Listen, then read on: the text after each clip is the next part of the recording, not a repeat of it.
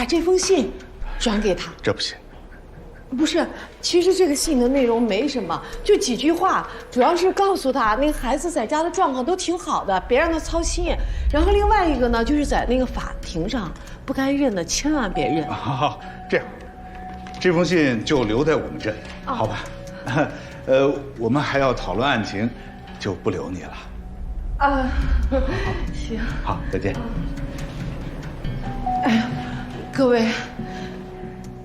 那个我们家大福的命就交给你们了，拜托了，谢谢啊！放心。我送您。啊，罗英子。啊。回来，把门关上。韩瑞，如果找到了证人，那就说明王大福没有作案时间，是不是就可以翻案了？把门关上。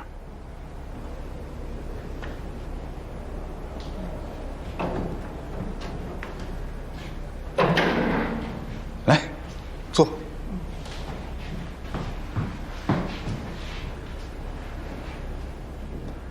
你昨天送他出门的时候，是不是嘱咐过他，让他寻找证人啊？是，他昨天不是说王大福当时是跟他在一起的吗？那你想害死我呀？那学了几天法律啊？钱律所就没你能了，是不是？韩主任，你什么你？你知道你现在这行为会害我进监狱？韩主任，我不懂。你不懂。秋华，你解释给他听。证人证言其实是很不可靠的东西。孙小娥一心救夫，又知道有另外证人的重要性，他肯定会找同村人帮他做伪证的。乡里乡亲抹不开情面，就答应帮他作证。但这种证言是经不起法庭质证的。等这些出证言的人见到警察，知道做伪证是要负法律责任的，那很有可能就会改变证言。你想想，等他们见了警察，知道做伪证是要负法律责任的，他们会把做伪证的责任推给谁？知道刑法有个第306条吗？知道。在刑事诉讼中，辩护人、诉讼代理人毁灭、伪造证据，帮助当事人毁灭、伪造证据，威胁、引诱证人违背事实、改变证言或者作伪证的，处3年以下有期徒刑或者拘役；情节严重的，处3年以上7年以下有期徒刑。条儿背得挺熟啊。梅大良是你的老师吧？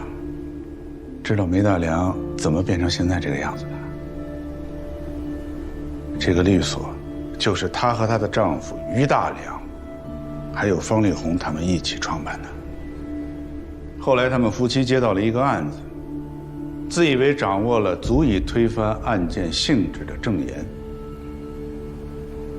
结果到了法庭上，证人一口咬定是他唆使他们做的伪证，他的当事人也在法庭上说是他教唆他们改变的有罪供述。他们被诉触犯了刑法第306条。于大良到了法庭上，由于脑淤血当场倒下了。梅大良也被吊销了律师资格。梅大良原来叫梅琴，是为了纪念她的丈夫才改叫现在这个名字的。你们还年轻，记住，作为一个律师，他的第一个对手是他的当事人，其次才是对方代理人，最后才是法官。记住了？记住了，师傅。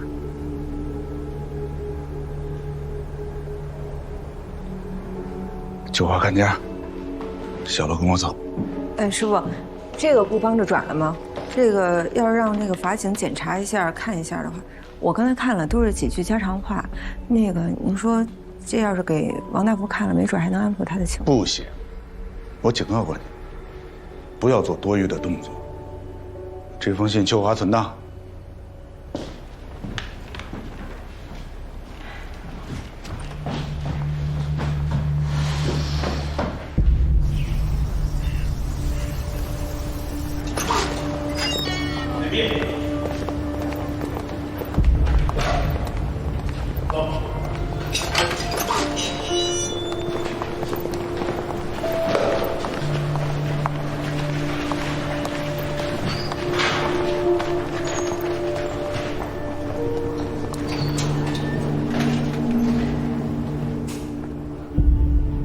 王大福，我们是法律援助中心指派给你的律师，我叫韩志通，他叫罗英子。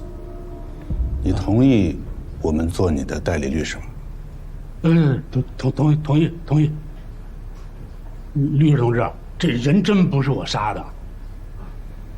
把代理书让他签字。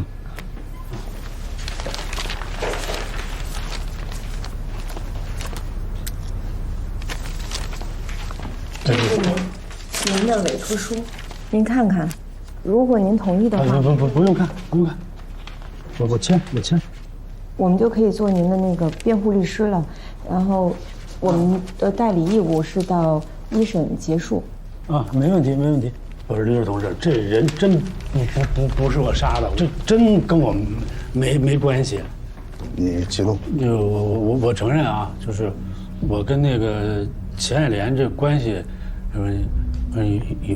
有点不正当，但是他是老逼着我离婚，我就不理他。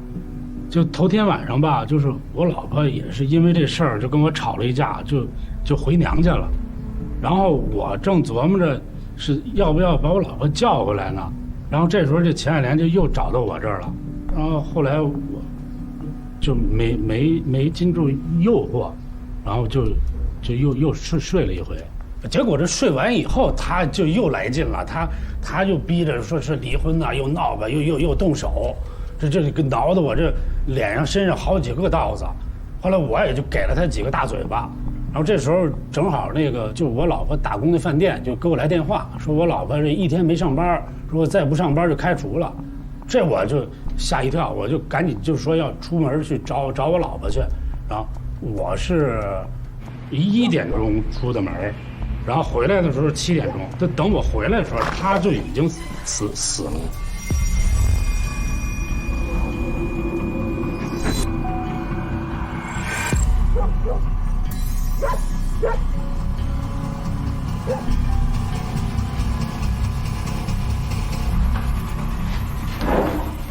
然后我就赶紧报警了，结果后来他们非说是我杀的人，不是这律师同志，这你得给我做主啊！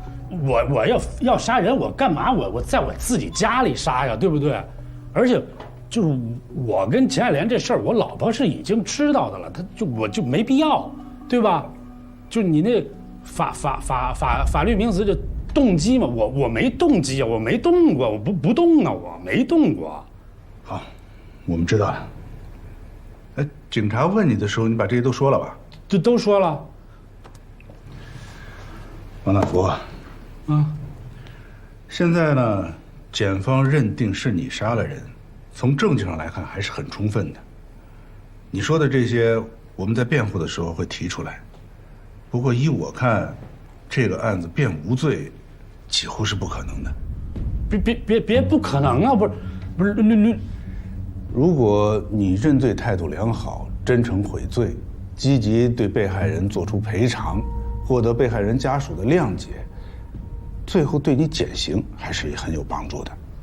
不是，律师同志，这人他真不是我杀的呀。受害人民事部分的代理人提出来，如果你家能出50万，受害者家属会出具一份谅解书。这对你的量刑还是很有帮助的。我哪儿来的钱啊？不是咱们捋顺啊，这人不是我杀的，我干嘛要赔钱呢？你有什么证据能证明你刚才说的这些吗？不是，想不起来了。你刚才说，你当时是1点多出的门啊，但现在没有找到你的监控，你怎么解释？你当时是怎么走的？就我们住那个地方，就城边这么一城中村，然后多数都是什么违建，你随时可能就拆的，哪来的监控啊？哎，王大福，打官司打的就是证据。你要说你没杀人，那你就要找出你没杀人的证据才可以。你可以再想一想，如果你再想到什么的话，你可以及时告诉我们啊。不过时间要快啊。不是，律师同志，你别走啊！不是冤枉走，不是您别走啊，律师同志。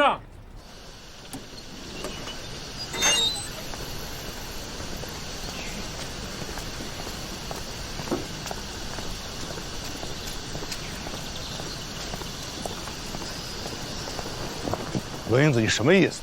来的时候跟你说的话都白说了。韩主任，您听我说，说什么说？你知道你这么做很危险。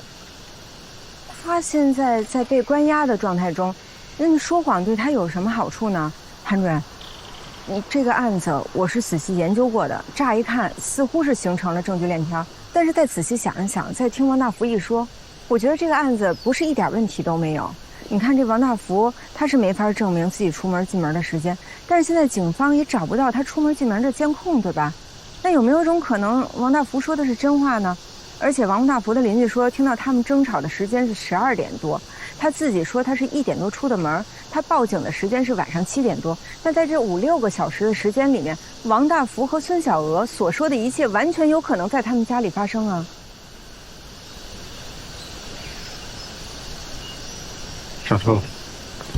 我说的都对呀，没错。开门。哦，对不起，不好意思。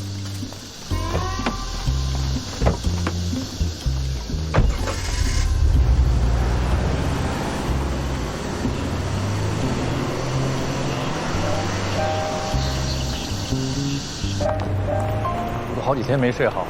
我跟你说，现在这当事人一个比一个精，想从他们身上赚钱，这个难呐！哎呀，我的目标出现了啊！先这样，拜拜。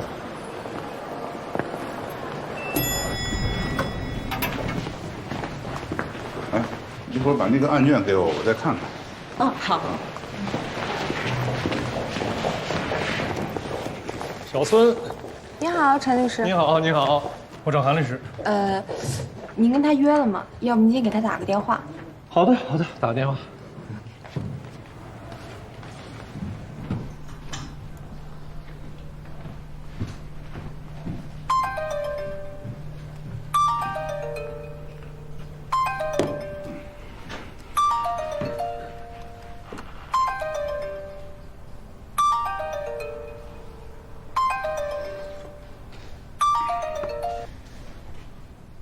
嘿，陈律师，哎呀，你看你为了正义还真执着啊！不一直都这样吗？韩律师，我在你所里呢，您在哪儿呢？啊，哎呦，你在我们所呀？哎呦，真不巧，真不巧。你看我在外面办事回不去，你有事吗？哦，在外边呢是吧？没事，是我不好，我本来想卡你个空呢。啊，我来你所里呢，就是想跟你顺嘴说一下，就是关于那个刘大怀呢，他故意伤害致死案啊，受害者家属现在决定了，放弃一切的民事赔偿诉求，就一个要求，必须判刘大怀死刑。哎，对不起，你看这事儿弄的，我也不知道你今天要过来。你看，这样，我让我的助理去接待你，好不好？有事你先跟他谈，千万别走啊！你等着，哎。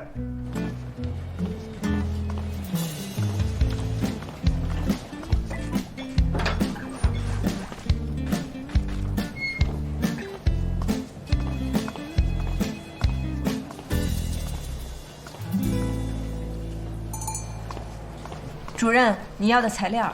哎，不是让你去见陈律师吗？记住啊，不能让他那边当事人放弃赔偿要求，啊。主任，可是这个什么刘大怀这案情我也不知道呀。就一故意伤害致死案，可刘大怀有钱啊，代理费就拿出不少。他那边当事人如果放弃了赔偿要求，坚决索命，咱这边跟人刘家不好交代啊。所以你去啊，一定把他得哄住了。哄住了？主任，我是怎么哄啊？好哄，对，他还代理王大福这个案子啊。这个人啊，无利不起早。王大福这个案子是所里派给他的，他肯定也就顺手一办。他关心的肯定是刘大怀这个案子，所以你一定得哄住他啊，明白吗？赶快去。哦，哎，主任，这个给您。哦，好，赶快去。好。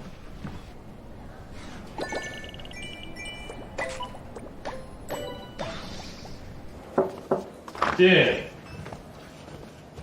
孙律师您好。你好。我们韩律师在外面忙，您有什么事儿？不是冤家不聚首啊，就因为你啊，我明年车的保费要多交了，知道吧？活该，谁让你先撞我的？后边是你故意别的我。人不犯我，我不犯人。行了，咱聊正事了啊。我叫陈硕啊，美女怎么称呼？别那么轻浮，我叫罗英子。说吧，你今天来有什么事儿？是刘大怀的案子呀，还是王大福的案子？王大福呢？韩志聪是在所里吧？你们刚才不是一起回来的吗？我看到了，故意躲我是吗？那没办法，我就得拿刘大怀的案子调他。你是受害人的民事代理人，那你觉得这案子有疑点吗？我哪知道有没有疑点啊？刑事部分不是有公诉人的吗？我这趟来就是想问你们能不能多赔点钱。你是一个律师啊，你连这案子有没有疑点你都不去想，就先想着钱啊？那要不然呢？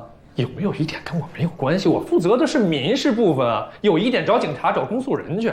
哎，我上次找老韩啊，我开的是50万，他不同意。今天我做主了，美女，40万，40万你能做主不？不是，什么叫跟你没关系啊？那如果这个人不是我当事人杀的，我当事人为什么要赔你呢？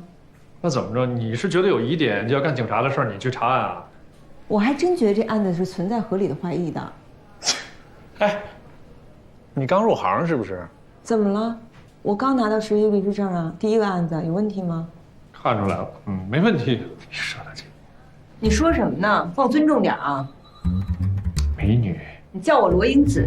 好的，罗实习律师啊，我肯定是比你大几岁，所以呢，我给你一个忠告：刑事案子咱们得谨慎一点，合理怀疑这种话不要轻易的说出来。这案子我看了，尤其是卷宗，我读得很仔细，基本事实清楚，基本证据确凿，所以没有什么问题。作为双方的律师，我们能做的就是你督促他们多赔点钱，我呢就让受害者家属赶快出谅解书，保王大福一条命，这案子就结了啊！律师的职责就算做到了。什么叫基本啊？基本事实清楚，基本证据确凿，基本上可以判死刑。你对人命对案子就这么儿戏啊？不是，那还要怎么样呢？对，就这样。哎呦，那你什么态度啊？什么意思呢？你要去翻吗？那如果人不是我当事人杀的，为什么不能翻？美女，不可能。可不可能？试试才知道。法源啊，千八百块，你图什么？图什么？你这种人当然不能理解了。你挺有趣儿，你是法律人，咱们谈法律的时候，你在这跟我谈良知，你挺可爱的。行吧，那我就看着你这良知值多少钱，你这良知能给你留下什么事儿啊？你这律所吧，真的，你师傅韩志聪这样，你也这德行。你什么德行？臭屁！气死我了，没吵好。走着瞧。我刚应该骂他一句就好了。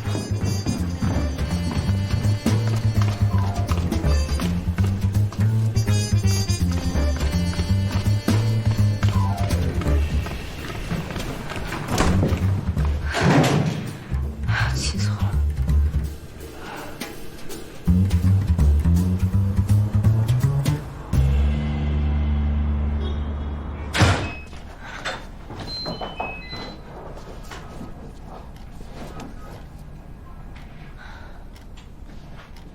回来了，姐，饭好了，洗手吃饭。好。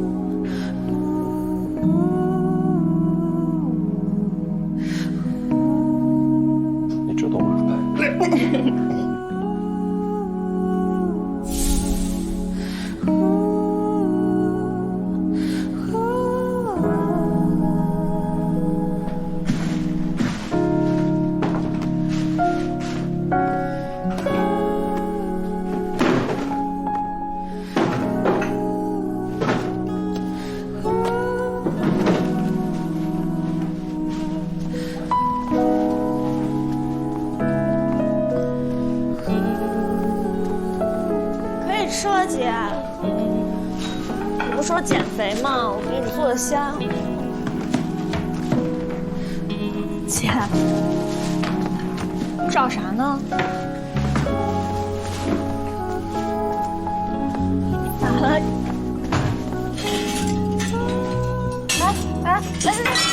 姐，姐，你这咋了？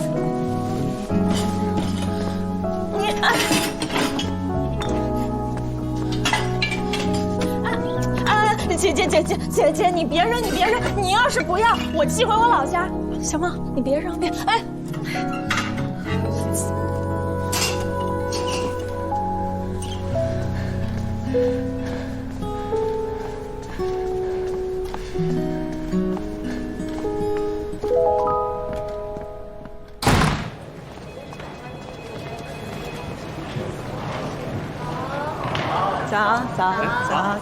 早，哎，对，玲子，老韩说让你来了以后上他办公室一趟。哦，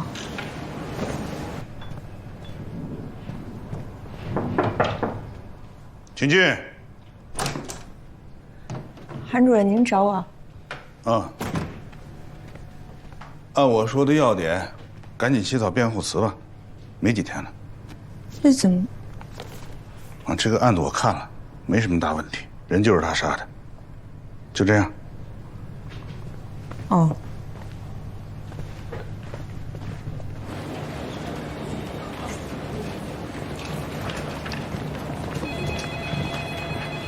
台北那法院案呢？行了，尽到责任就行了。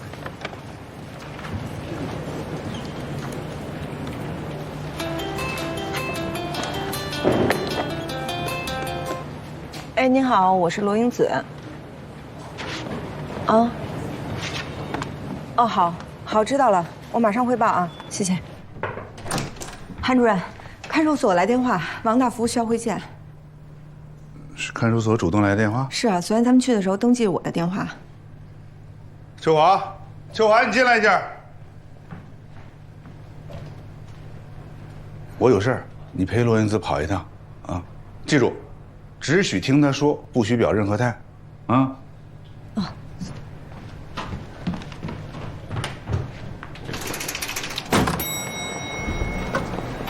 抱歉啊，还麻烦你跑一趟啊，没事。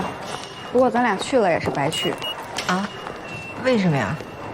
实习律师是不能单独会见当事人的，咱们去了看守所肯定也不让进。那韩主任为什么让咱们去啊？他怕麻烦呗。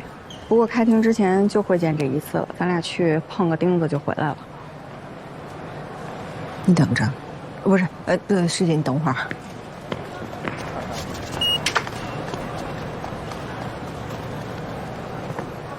师傅，恐怕还给劳您大驾跑一趟。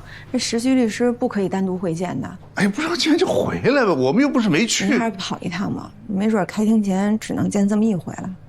我这忙着呢。哦，那我是不是去了就说人犯罪嫌疑人想会见律师，但是律师不肯来，要明知道实习律师不能单独会见，打电话啊，还是派实习律师来了呢？罗英子，长本事了啊！哎呀，我开车，咱一会儿就回来了。师姐，好。那韩主任我就不用去了吧？一块儿去吧。走吧，师姐。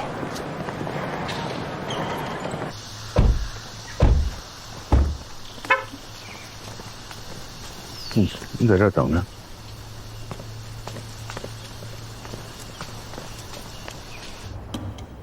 然后我想起一事儿来，就是我当时出门的时候，正好碰见我那隔壁邻居老牛，他跟我关系还不错，他是拉黑车的，就他孩子生病时候我还给过他100块钱，所以这老牛看见我就说捎我一段。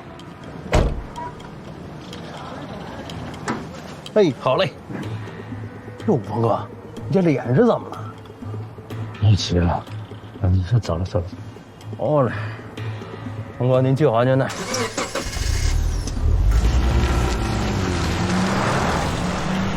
后来我就觉得吧，我怕回来我在车上影响人家拉生意，我就说就撒了个谎，我说我就到了，我就提前下来了。下车之后我就往我老婆家走。公路边上停了一个翻斗车，那车底下有人修车呢，然后我路过的时候，他让我帮着拿个扳手，我就顺手就给他了。是这个吗？哎，是这个。哎，好，谢谢啊。然后正好那时候我也不知道跟老婆咋解释脸上的伤，我就一边琢磨一边跟他有一搭没一搭就聊了几句。那个时候应该是2点多，啊，就那个修车那师傅，他能帮我证明我那时候在哪儿。他叫什么呀？哪里的呀？这个不知道，因为就偶然遇见的，也没问。那车牌呢？这我还真没注意。他后来从车底下出来，然后我们还换了根烟，就聊了几句，我就走了啊。这车牌还真没注意。那老牛可以为你作证啊。哎呦姐，要不怎么说倒霉呢？我回家的时候啊，就看着老牛家门口围了一堆人，我就上去就问，就是结果才知道这老牛他不是拉黑车吗？正好下午碰着查黑车的了，他开车就跑，这一不留神吧，就连人带车就从桥上就翻到那河沟里去了，就人就给淹死了。王大夫，还有吗？那个什么，就是我从我老婆家出来的时候吧，大概是4点多，我就听那个山下路边上有人吹唢呐，就还是一首老曲子，叫《抬花轿》。那吹唢呐的人你看到了吗？那没有，那距离还挺远的。哎，那还有别的吗？还有就是我老婆呀，那我老婆她那应该也是能听见这唢呐声的，你可以问我老婆。王大夫。王大夫，对方提出来，如果你家能够赔偿对方家里50万，对方家里就可以拿出谅解书。有了这份谅解书，你不被判死刑的可能性就会很大。你家能出吗？韩律师，这人他不是我杀的，我凭什么赔呀？好，那我知道了。不是，哎，这件事儿，我们可告知你了。啊，是，不是，走吧。是，不是怎么又走了？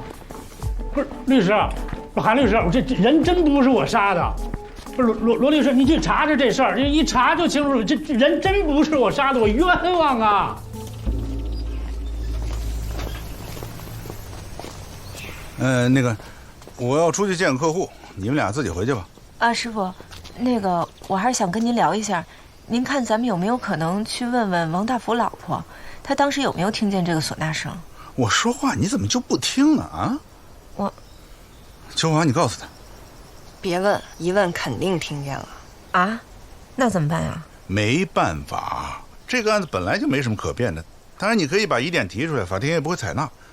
还是那句老话，这个案子他能得一个不被立即执行，就已经算捡便宜了，你知道不知道？行，你们回去吧。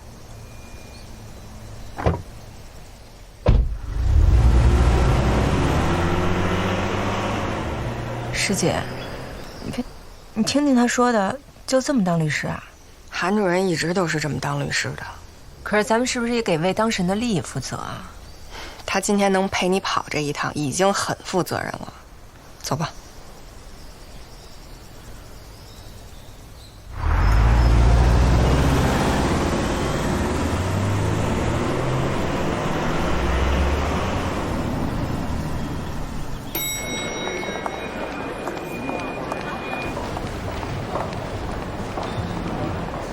跟他垂死挣扎，想利用律师给他拖延时间，能拖1天是1天。他说的那些，压根儿不要在辩护词里提。马上就要开庭了，下周1，你把那个辩护词写好交给我，还有6天，去吧。韩主任，不是我固执啊，我就是总觉得这王大福不像是在骗咱们。您说他撒什么谎不行，他非给说这些不靠谱的，难道他不知道咱们要查不到就没用了吗？人在绝望的时候，什么主意都能想出来。他如果说一个靠谱的，我们一查没有，他不就白说了吗？他知道我们查不到，我们如果相信他，就会申请延期，不停地调查，他的目的不就达到了吗？当事人想要糊弄律师，办法多的是，学着点吧，啊。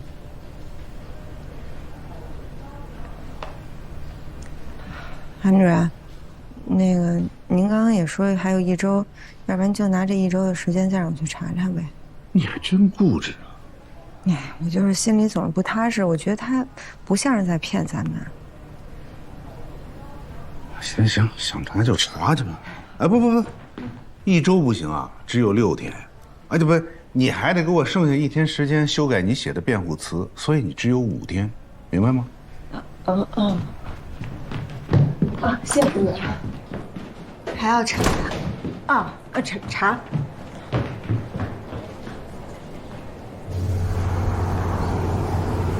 一个吹死了的，一个翻斗车。哎呦，这是让我到哪儿找去啊？这。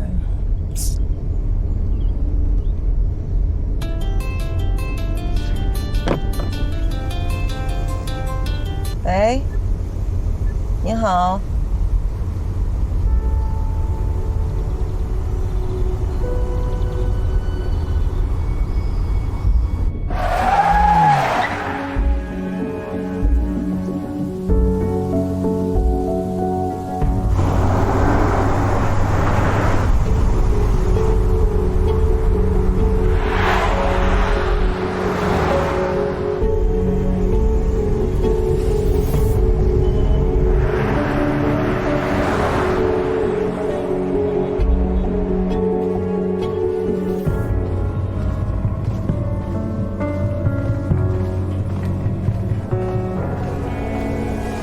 现在没有能力自己单独接案子。师姐，我有事找你，你能出来一下吗？啊，妈，我先忙了，回头再给你打。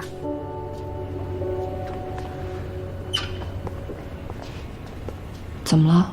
什么事儿啊？师姐，我遇到事儿了。怎么了？我也不知道该找谁，我就想到你了，你能帮我吗？你说，简单的说就是，我丈夫带着一个我认识的女人，一起偷偷的跑了，他们俩一起去跑到美国去了。你不是跟我们说你离婚了吗？对，我是已经向法院起诉离婚了，可刚才我刚知道，他在外面借了债。啊？债主已经打电话来催了。债主是谁啊？是一个快捷贷，是私人贷。他们跟我说，他之前在那儿借了几十万，然后一直还着利息。后来他跑了，就再也没还了。没过些日子就已经滚到80万了。高法对婚姻法第24条有个解释，你知道吗？债权人就夫妻关系存续期间，夫妻一方以个人名义所负债务，主张权利的按夫妻共同债务处理。但夫妻一方能够证明债权人与债务人明确约定为个人债务，或者能够证明属于婚姻法第19条第3款规定情形的除外。也就是说，夫妻对婚姻关系存续期间所得的财产约定归各自所有的，夫或妻一方对外所负的债务，第三人知道该约定的，以夫或妻一方所有的财产清偿。你们之间肯定没有这样的约定，就算有，对方也肯定说不知道有这个约定，对吧？我当时哪知道，我嫁个人还要当贼房呀我。那你现在有钱还吗？私人贷可是一天一个样。没有，钱都已经被他转移走了。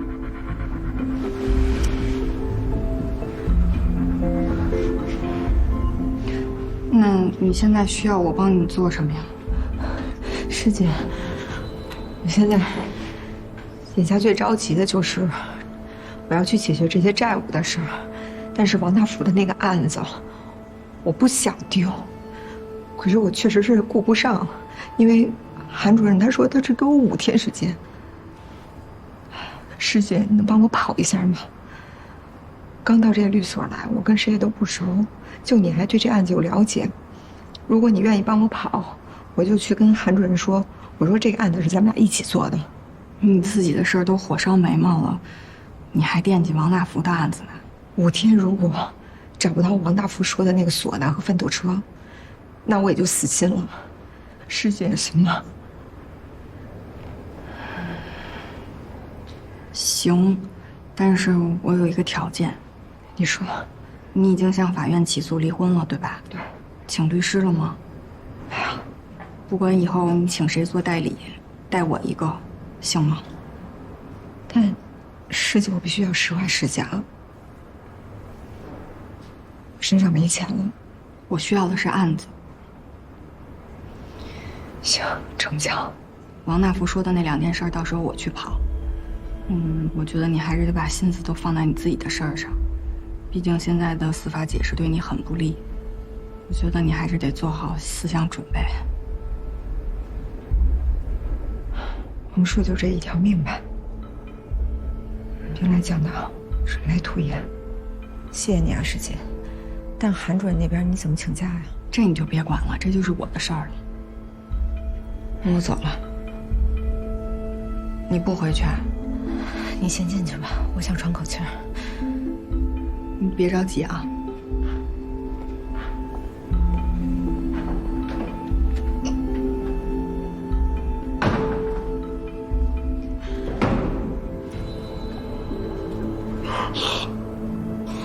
不许哭，不许哭，不能哭。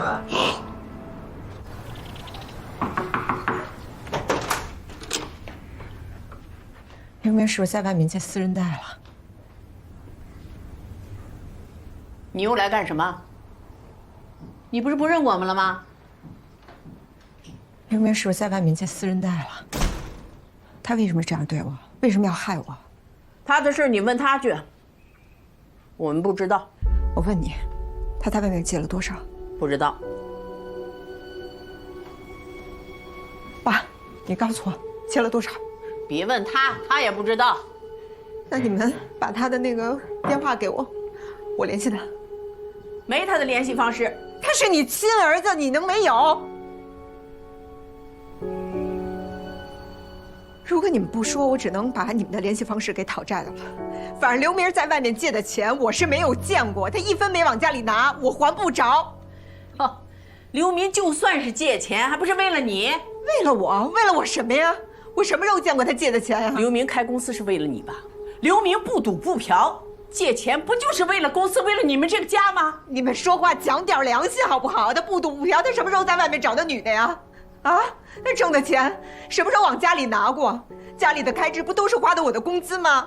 这话你别跟我们说，跟讨债的说去啊！现在讨债的已经给我打电话，已经催债了。你要是不告诉我，他们只能闹到这儿来。最后麻烦的还是你们，你们要为自己考虑，也应该告诉我他在外面借了多少，管谁借的，我心里有个数，我知道怎么挽回损失。你们的事儿我们不知道，你就不后悔是吧？我后悔什么？我最后悔的就是刘明找了你这么个扫帚星，要不是为了你，他也不会抛家舍业的跑到国外去。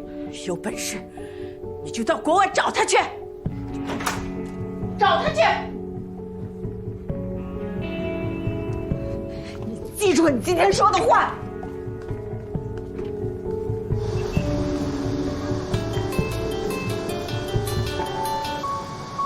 喂，哪位？罗英子女士吧？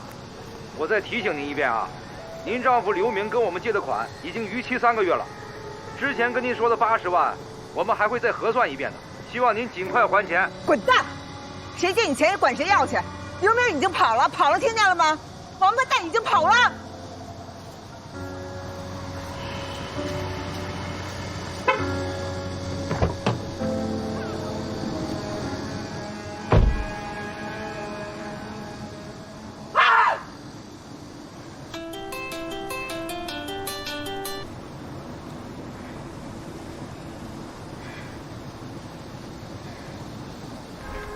大爷，我跟您打听个事儿，您是前面这村子的吧？是。啊，您知不知道去年7月份有没有人家里办喜事啊？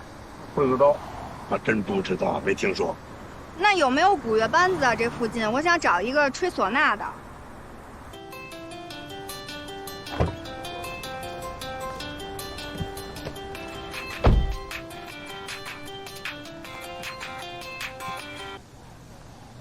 喂，师姐，找什么线索了吗？喂，罗云子，没有呢，我正在找。我就是突然想起你的事儿，我想给你提个醒，也不知道有用没用。你说。就是那些私人贷公司，他们为了要债，什么手段都能使得出来，所以你千万不能让他们闹到所里去。如果你现在联系不上你丈夫的话，我建议你先弄清楚那些公司的情况，看看在法律上能不能抓住他们什么把柄。师姐，我也是这么想的。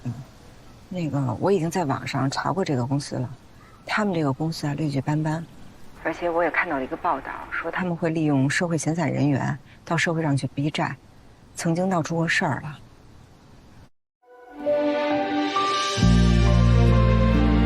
你就别惦记这边的案子了，我有情况会告诉你的啊。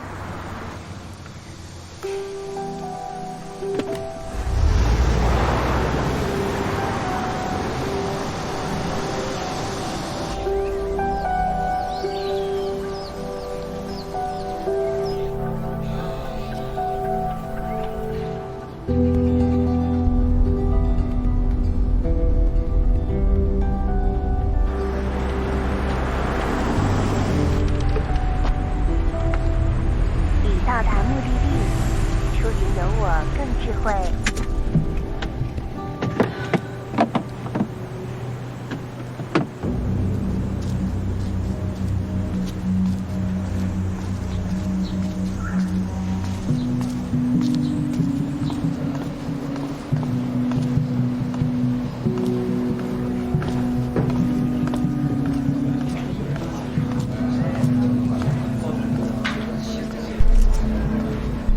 叫一下你们周老板。找我们老板干嘛？有什么事儿吗？你最好带我去见他，否则出了事儿你负责。跟我来吧。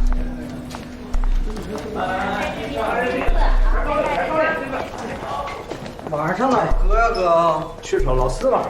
找老四，他家服务员放店。走吧，还让服务员。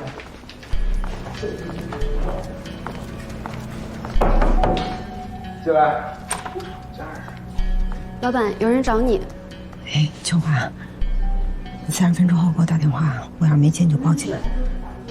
进来吧。你就按出厂价给我。谢谢啊，周老板，您好。谁呀？您手下给我打过电话了，我老公叫刘明，他借过您的钱，现在连本带息已经80万了，但是他人跑了，我也刚知道这事儿，我想跟您谈谈。这有什么好谈的？欠债还钱嘛。你到斜对门招员工去跟他说。周老板，我希望您听我把话讲完，这样对你我都好。你等回头跟你说。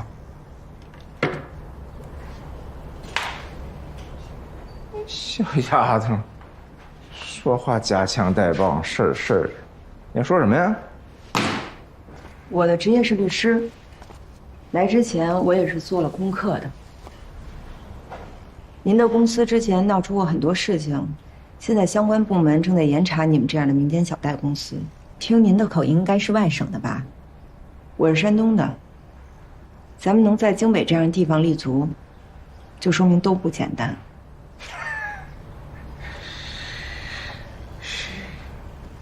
找我盘闹来了？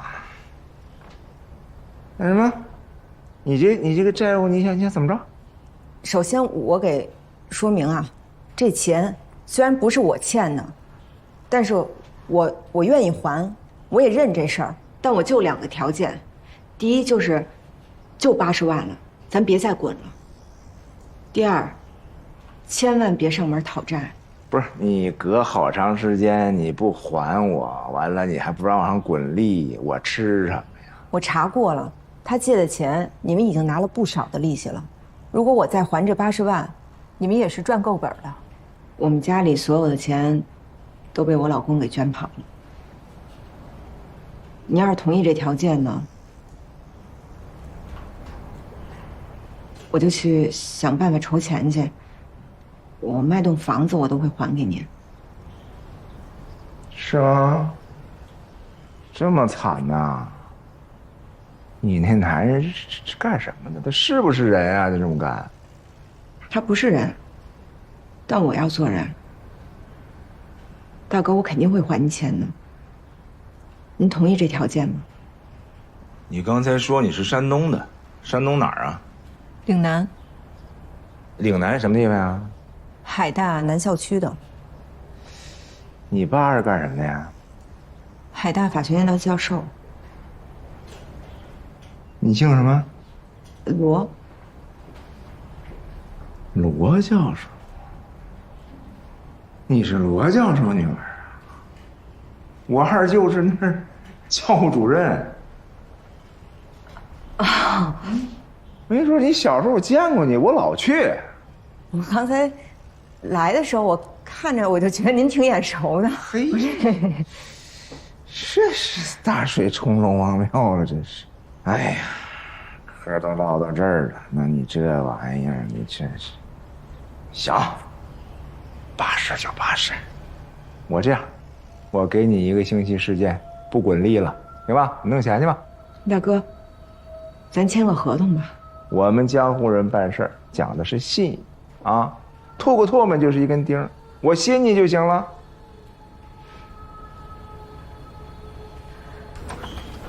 你看啊，这车抵押给我，纯进口，才跑了5万多。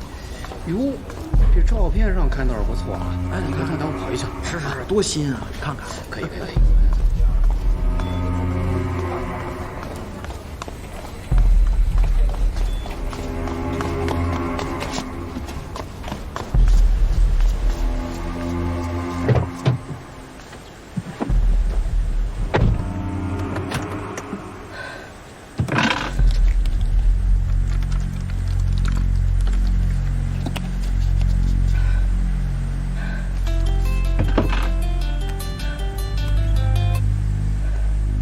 喂，哎，秋华，啊，没事儿，对，没事儿了，啊，谢谢，啊。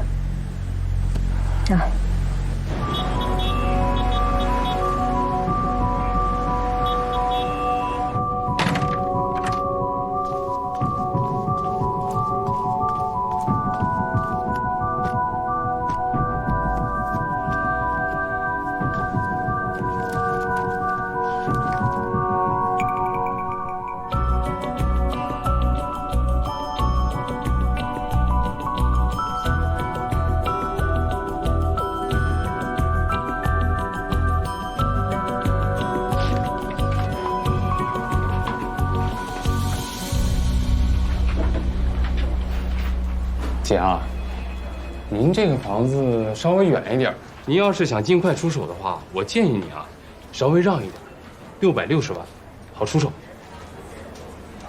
那个我还有一套房子，就是旁边这个蓝海国际，啊，是3层的 A 户型。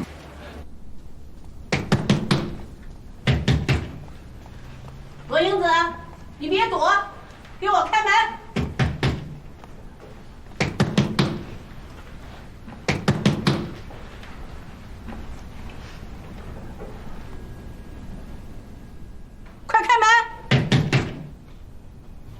咱们先回去，现在他肯定不在家，等晚上把他叫出来再好好商量啊！别跟我说这个，一辈子没出息，老了得加个更字。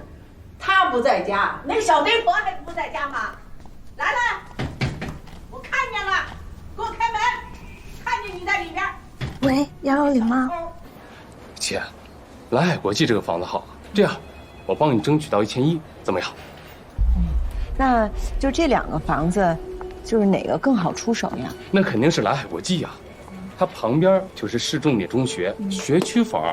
这个房子的房产证带了吗？哦，没有。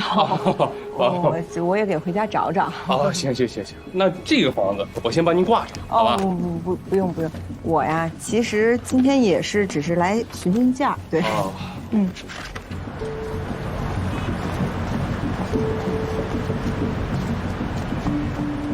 喂，兰兰。喂，姐。什么？老娘们找上门来了。不是，你千万别开门啊！我这就回去，别开门，知道吗？啊，好嘞。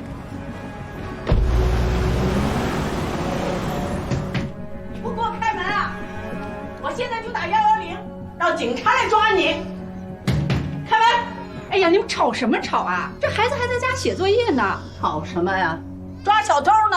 没见过抓小偷的。你抓小偷找警察呀？在这儿吵什么？开不开？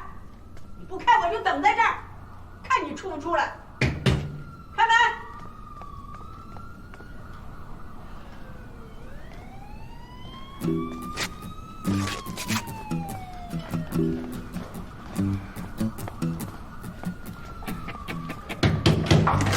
干什么呀？你们在我家门口干什么？兰兰，你个小偷，你偷我家房产证，你放哪儿了？你马上给我，要不然我就……你怎么还打人？救命！你干嘛打人呢？谁打他了？这有事儿说事儿啊！两个人打一个小姑娘，好意思吗？你们没人打他呀！放开！怎么回事？怎么回事？松手，松手！谁包着你了？他们打我！没人打他。是啊，你敢给我抓的？两位啊，咱们有事说事，打人是犯法的，知道吗？警察同志，我见过不要脸的，没见过这么不要脸的。他这是自己弄的，我们什么时候打他了？你这儿有监控吗？啊，你调出来看看，是不是？我们什么时候打他了？姐，你看他们打我。你别怕我们。罗英子，我没想到你这么阴险狡诈，居然引诱他当小偷。警察同志，这个小保姆偷了我们家的东西。你偷他们家东西了？他偷你们家什么东西了？偷我家房产证。房产证啊？那房产证上写的谁的名字呀？警察同志，抱歉啊，这我们家的事儿我自己处理就好，给你们添麻烦了。家务事闹到这个程度不应该。二位老人，不管因为什么事儿都不应该动手打人，记住了。我们没打人，真的。刚刚是你报的警，麻烦在这儿签个字吧。谢谢啊。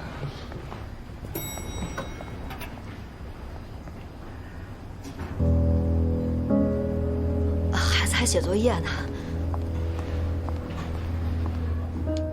兰兰做的事儿是我让她做的，因为拿回来的本来就是我的东西。你们以后有什么事儿冲我来。今天警察来了，已经有一次报案记录了，再有一次，我让你们俩吃不了兜着走，信吗？赶紧走。你这还没天理了还？走吧，我说过了，来也没用。这凭什么呀？凭什么就这样？哎，罗英子，我告诉你啊，你就是拿着房本也没用。你不信你走着瞧。不说，看着我气死你！我怎么跟你嘱咐的？我不在家的时候，你别给他们开门。谁知道他还真动手。哎呀，有点疼啊，忍着啊。还能动手，我也倒是没想到。总之啊，以后你就别再给他们开门了啊。嗯。你在家里待着，我给他出去一趟。姐，你还出门啊？你今天被疯狗咬了一口，姐也替你出气，去咬疯狗去。我决定了，就卖这套。姐，我知道您急用钱，但是我给你解释过了，学区房的房子它好卖，出手快。我就卖这套了。你不是说这660的也挺好出手的吗？我再让点儿，620或者630，我就出手了。哎呦姐，那您真的这套房子就是贱卖了，市场价是700万，您这直接让了70万。不是我卖一房子怎么那么困难呀？这个不好意思啊，小李，我这个房子啊，它有点特殊的情况，可能到时候腾房的时候呢会有点困难，不过没关系，你就给我卖出去，等腾房的时候我出面解决。我还按660给您挂上去，到时候有买家，怎么卖，卖多少钱都您说了算，行吗？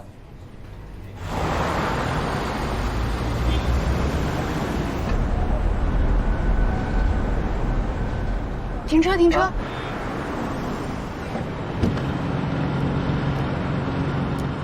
哎，拜拜，咖啡。哦，拜拜，拜拜。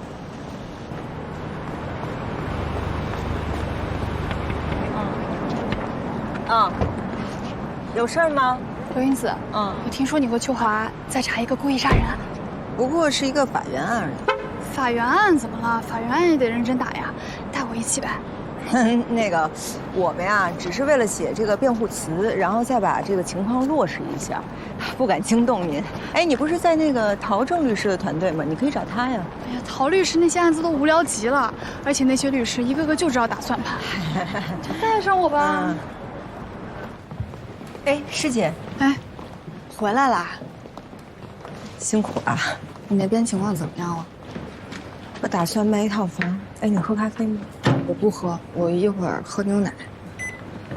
但是至于有没有其他的债主，我还没摸清楚情况。欠了钱卖套房子就行了。没你说的那么好。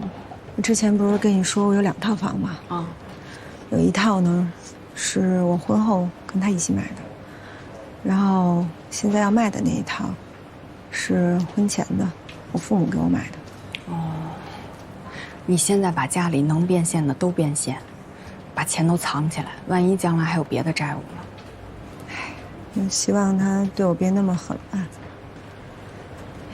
哎，那案子的事儿，有线索了吗？哦，我没去找王大福的老婆，我就去他们村和周围的村子去问了问，也没找到什么有价值的线索。小罗啊，我觉得这事儿没影儿，也不可能找到。你现在麻烦缠身，你还是别分散注意力了。也算是咱们尽心了。你叫我英子就行。你这几天没来，韩主任对你还挺不满的，跟咱们刑辩部的人到处打听你干嘛去了。你想好怎么应对他啊？那我先回去了。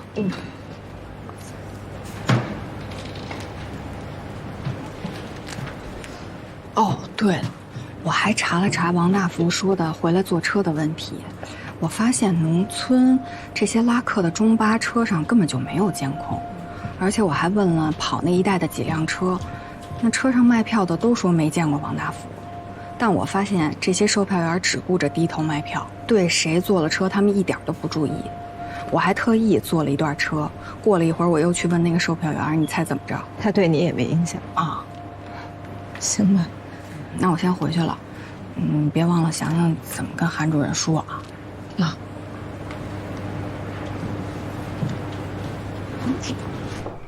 哎，进来。师傅。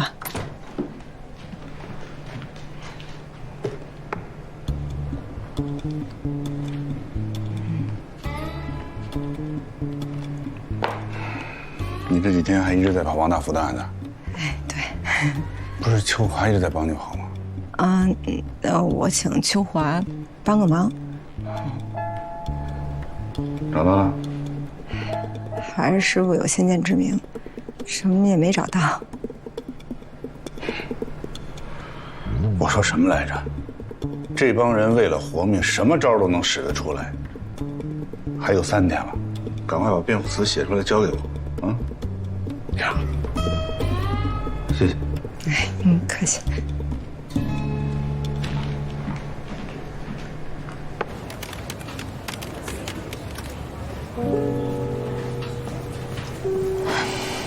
5、6个小时，5、6个小时的空白，5、6个小时里什么都可能发生啊，这不就是合理怀疑吗？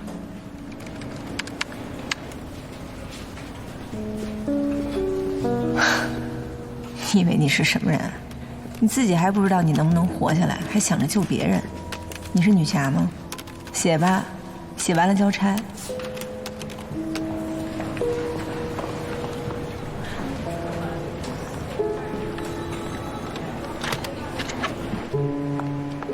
师姐，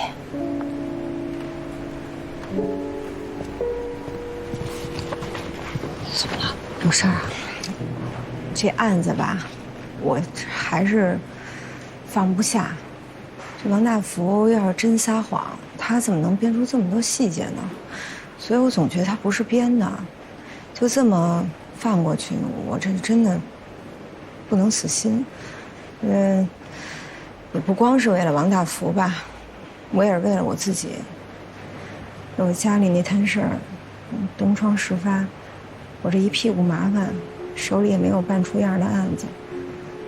就像我这样的律师，那以后哪个律所敢要我？师姐，就你看你能不能再陪我？你等一下啊。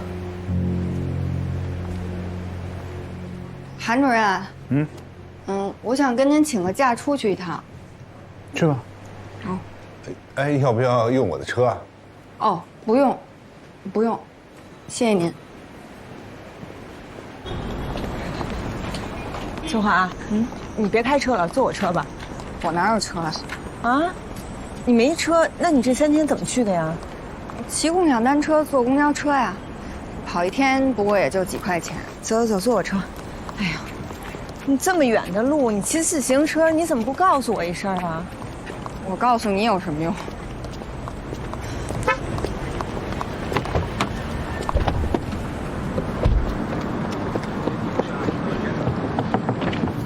罗云子，你们是不是去调查杀人案啊？带我一起呗。不是啊。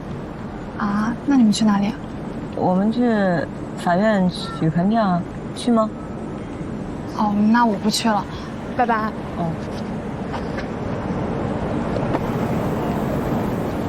这大小姐又抽什么风？闲得无聊吧？听说咱们要去查杀人案，想跟着咱。衣食无忧的生活太平淡，需要刺激。咱们别招惹他，他可是所里好几个部都在抢的对象。咱们跟他走得太近，别人会多心的。放心吧，咱们又不是幼儿园的小阿姨。出发。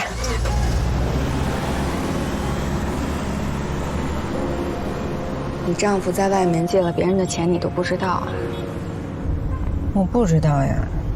不过从这80万来看吧，他原来是一直还着利息的。后来不还了，人家才找上门来。那如果还有别的债务，应该差不多也是这种情况。要是真还有的话，估计陆续也要找上门来了，真烦死了。别怪我说你啊，你一个搞法律的，他都瞒着你跑了，还转移了你们共同的财产，还给你丢了一屁股债，你居然都不知道？我不知道呀，我想不到呀，我脑子不行。说真的，这段时间就像我活了3辈子，刷新我3观了都。我这辈子从来没想过他会在外面找别人，就算他找了别人，我都没想过他找的是我的闺蜜。就算他找我闺蜜，我也没想过他会在偷偷的背着我转移我们俩的共同财产。就算转了这些财产，我都没想过他在外面还借着这么多的债。这一个是同一屋檐下的丈夫，一个是在危难当中我救我的闺蜜，这俩人就往死里害我。要么说，人性是一片深不可测的海。但是你要是见过刘明，你都会觉得他就不像是一个特别有城府的人，你知道吗？呵呵，我明白你什么意思，就没城府都把我害成这样呗。这就是我不明白的地方。所以除非有一天我真的见到他，亲耳听到他怎么说的，不然啊，我可能真的死不瞑目。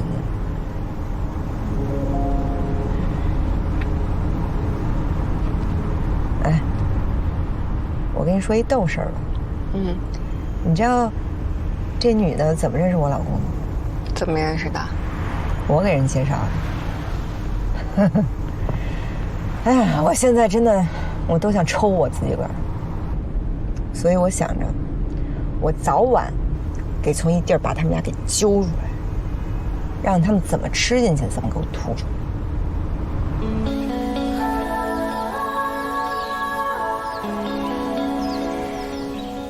大娘，哎，问你一下哈，这去年的7月份有谁家娶过媳妇儿啊？这都1年多了，谁能记得住啊？现在的年轻人，哪有在村里都结婚的呀？谢谢啊，不客气。大爷，您有印象吗？没有。我去前面问问啊。您好，我跟您打听一下，去年7月份，咱村里有没有年轻人办过喜事儿？现在农村都剩下我们这些老梆子了，哪还有年轻人呢？没有。谢谢您。不没。那要不这还有2个村子，咱再问问，要问不着我就死心了。那2个村子我都问过了，没有。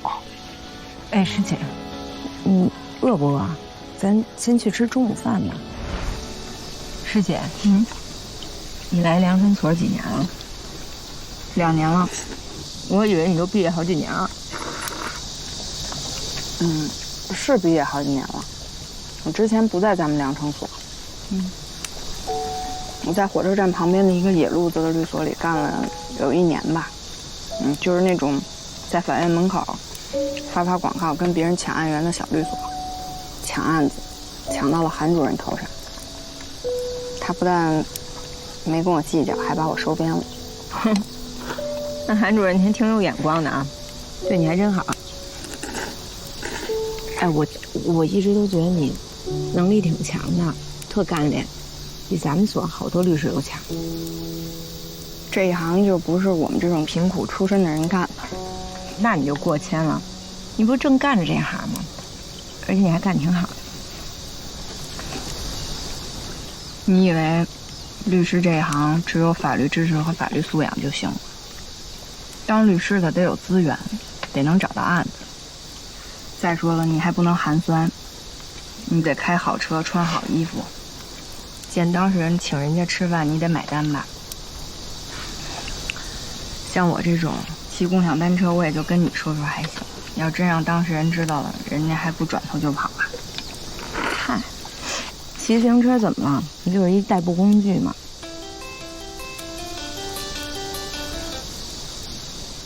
喂，你好，我是罗英子啊。啊？什么？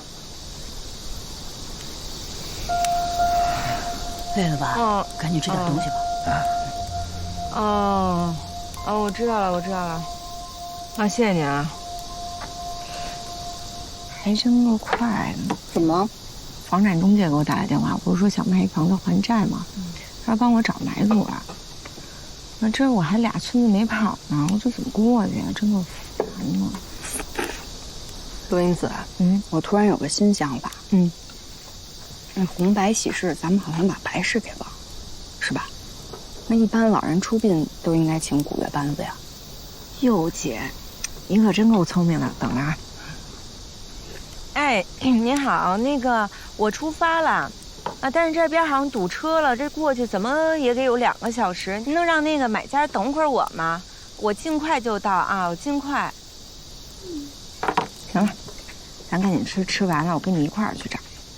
你那边要着急你就先去，一会儿我自己去查就行。没事儿，好饭不怕晚，让他等会儿吧。罗英子，你心真够大的。哎，老板，您帮我买2碗面多少钱？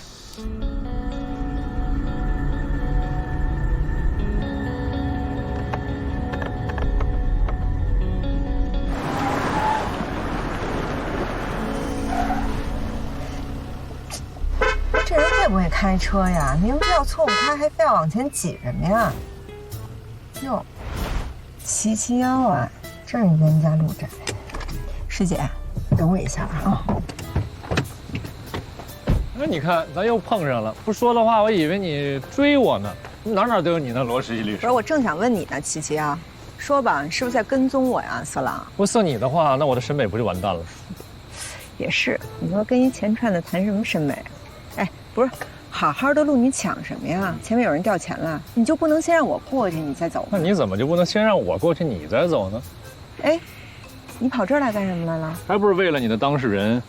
我现在正在努力的尝试去说服受害者的家属放弃死刑的要求呢。还能这么当律师啊？就是代理着甲方，然后为乙方的利益考虑。我有良心啊。哎呦，也就是在山里说这话哈，没人能听见，也就恶心我。反正信不信由你。那你跑山里来干嘛来了？真来找证据啊？没有啊，我来找猴来了，碰见你了不是吗？那猴找到了，证据找没找到？那就跟你没关系了。你赶紧的错车，让我过去。我再说一句啊，你就死了心，彻底放弃吧。马上就开庭了，你不可能找到任何的证据。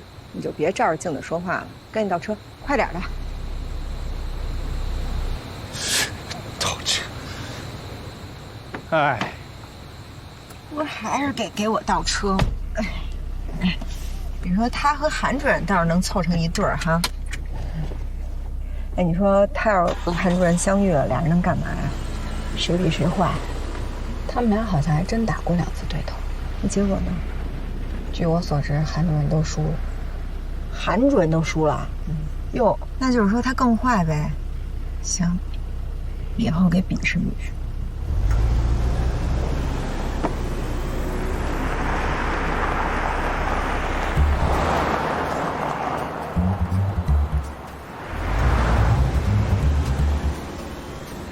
真有病！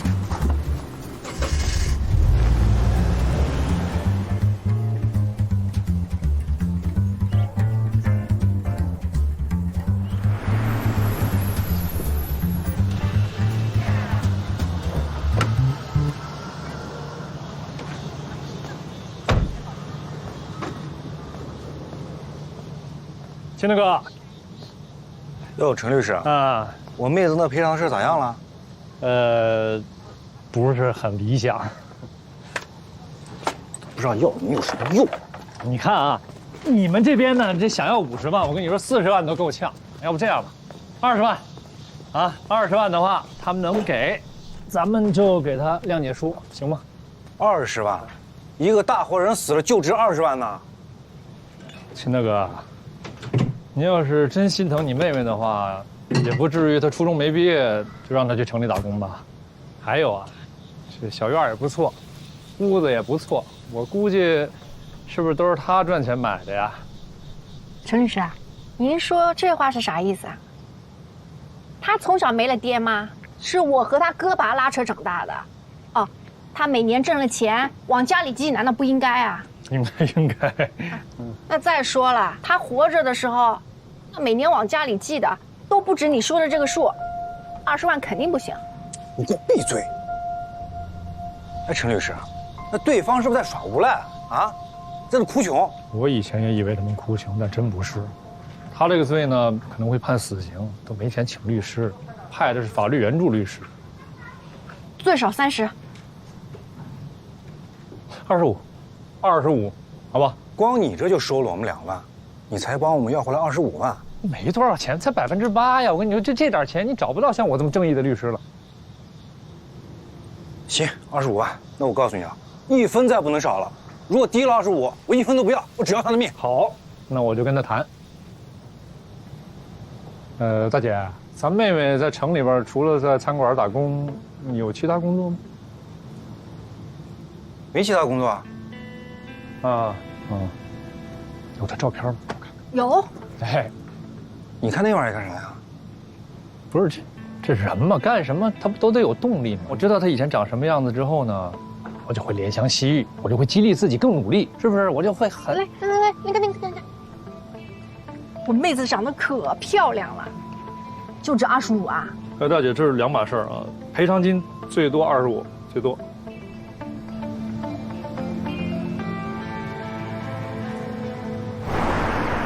干什么呀？1年能挣20多万？嗨，这人长得还挺漂亮，喜欢王大福，差不多。哎，大爷，问您个事儿，您这村子啊，去年7月份有没有谁家是办过白事儿的呀？没有。奇了怪了，你说难道真就有人闲得没事儿干，跑野外里头吹段唢呐？还有一种可能，就是根本没有人吹唢呐，是王大福编的。可我的直觉是，我觉得他说的是实话。咱们要不要再跑个村子，再找找？行。韩主任，哎，韩主任，罗英子，哎，韩主任，你又哪儿疯去了？当初我怎么交代你的？啊，赶快回来，把辩护词写好交给我。好，韩主任，我这现在回不去啊，我那事实还没调查清楚呢。查什么查？根本没有的事，你到哪儿去查？马上回来。法院的案子要是打不好，你想害我被律协训诫呀？不是，韩主任，您听我解释。哎，马上回来。韩主任，您听我说， 2个小时内必须回来啊！什么？韩主任，您是想阻碍我调查事实是吗？那就算是律协不信界，那我也会举报您，说您对法院不负责任。我告诉您啊，我现在回不去，您自己看着办。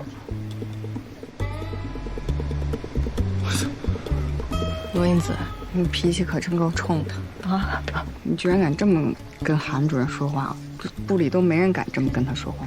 嗨，我也是一时没忍住，不是，主要他说那话跟训孙子似的，无所谓，反正我也不是靠他吃饭，咱走吧。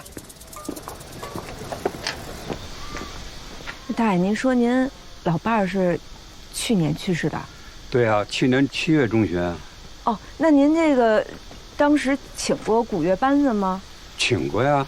里面有没有吹唢呐的？有啊，吹得还挺好。那个吹唢呐那人是你们这村的吗？不是，是隔壁村的，附近都认识他，他吹得特别好。怎么称呼呀？这人？谁呀？哎，您好。啊，来了。哎，您好。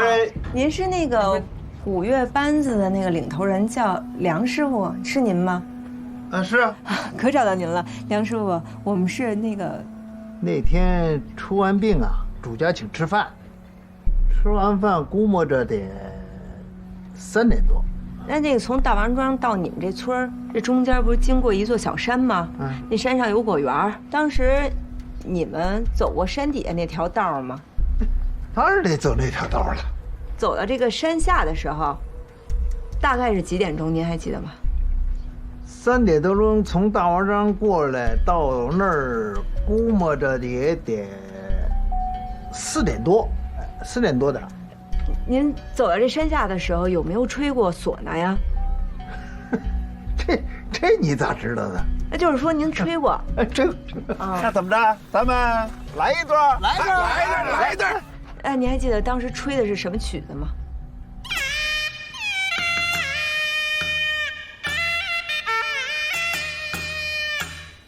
功夫不负有心人啊！哎，不过这次能找到证人，多亏了你啊，师姐。我第一次见着你就觉得你这人不简单。怎么了？咬人的狗不叫啊，不像我，你要扎我一针，我还得叫着跳起来还你一刀。那句话还有一句反义词，你知道吗？会叫的狗不咬人，是说我呢。罗英子，你真的不愁吗？愁什么呀？你身上这么多麻烦事儿。哎呀，哭也是一天，笑也是一天，笑一会儿是一会儿吧。得，你看，还没笑利索呢。哎，您好。哎，罗小姐，你在哪儿呢？哎呦，这抱歉，我这还堵着呢。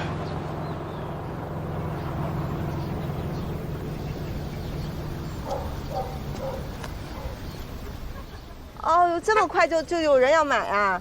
他不看看呀？哎，师姐。然后呢，他说您如果现在过来，立马就可以办手续。那太好了。啊，那我那个房子的情况你跟人家说了吗？还没说呢，姐，有必要现在说吗？这你不能瞒人家呀。这样吧，您把那个电话给这个买家吧，我跟他说。先生，卖家的房子有些情况，想跟您沟通一下。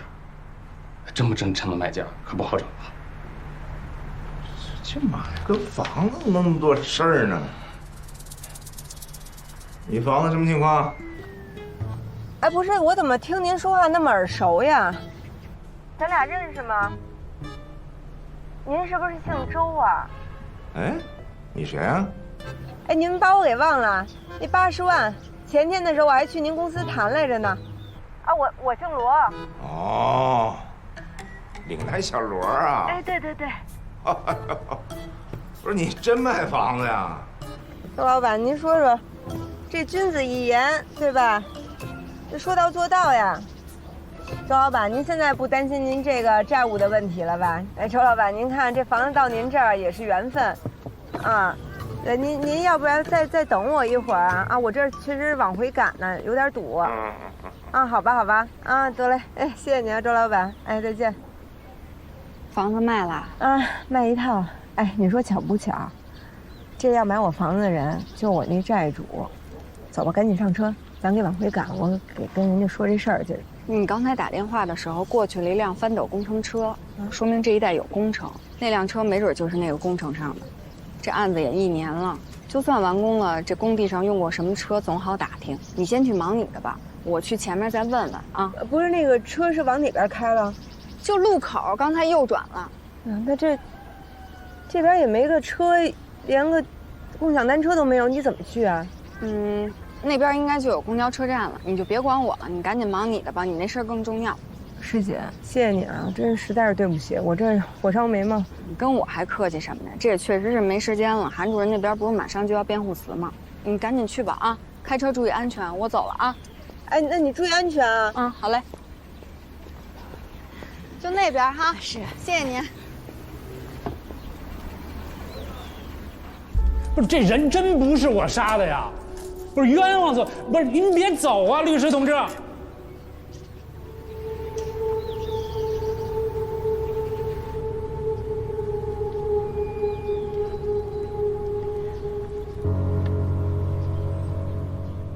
喂，李先生吗？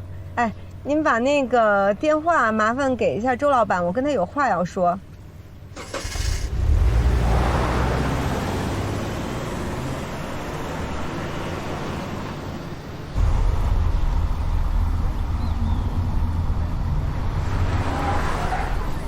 你怎么没走啊？你忙吧，不用管我。哎呀，没事，我的事儿没那事儿急啊。这怎么着，一条人命呢？没事，我那边听他俩有人顶着，快上车吧，快，要不然追不上，快！系上安全带。